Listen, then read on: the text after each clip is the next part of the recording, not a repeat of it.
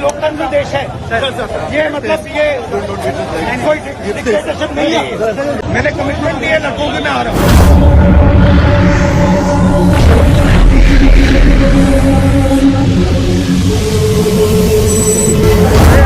बिहार की सरकार उस कानून को लागू कर रही है, इसीलिए हम उन पर दबाव डालेंगे। और जब तक, मैं बता रहा हूं, जैसे मैं यहाँ आया हूं ना, रोक नहीं पाए, वैसे ही नहीं रोक पाएंगे जब तक इन्होंने प्राइवेट इंस्टीट्यूशन में रिजर्वेशन नहीं किया, तब तक हम आगे बढ़ते जाएंगे, लड़ते जाएंगे।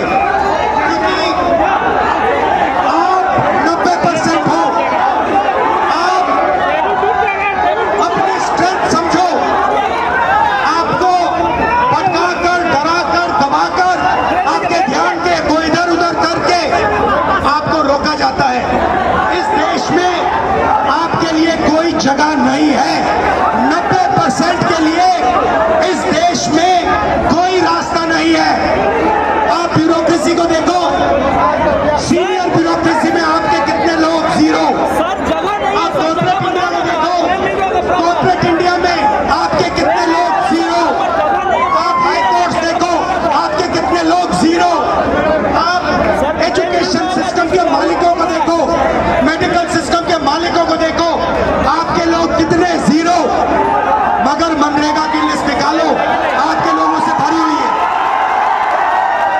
मजदूरों की लिस्ट निकालो, आपके लोगों से भरी हुई है। सारे के सारे कॉन्ट्रैक्ट, सारा का सारा धन 5-10% के हाथ में जाता है और आपको उल्टी सीधी बात बताकर आपके ध्यान को इधर उधर कर दिया जाता है।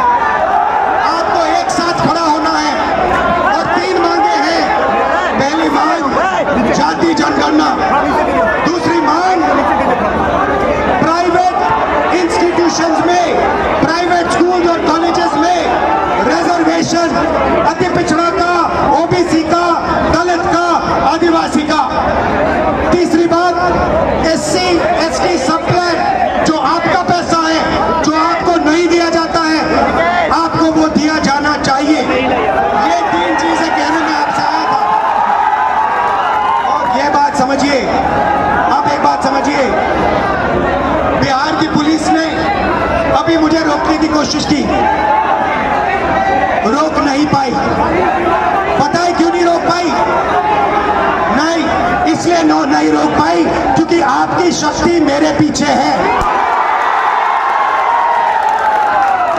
आपकी शक्ति मेरे पीछे है, इसीलिए कोई, दुनिया की कोई शक्ति उसको रोक नहीं सकती है। हमने कहा, हमने नरेंद्र मोदी से कहा, पार्लियामेंट में कहा, तुम्हें जाति जनगणना करना पड़ेगा।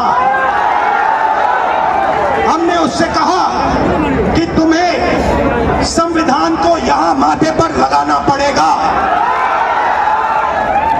नरेंद्र मोदी जी ने आपके दबाव से डर कर जाति जनगणना हिंदुस्तान में घोषित किया। आपके दबाव से डर कर उन्होंने कॉन्स्टिट्यूशन अपने माथे पर लगाया। मगर वो लोकतंत्र के खिलाफ है, संविधान के खिलाफ है, जाति जनगणना के खिलाफ है।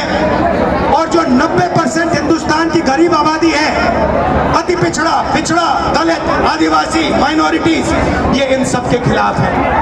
ये अदानी अंबानी की सरकार है, ये आपकी सरकार नहीं है। आपने इतने प्यार से मेरी बात सुनी, इसके लिए आप सबको दिल से बहुत बहुत धन्यवाद। मैं जानता हूं एससी एसटी, अति पिछड़ा हॉस्टल्स में यहाँ क्या होता है।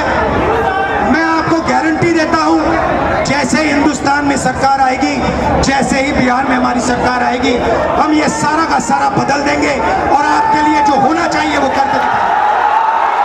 आप सबका बहुत बहुत धन्यवाद।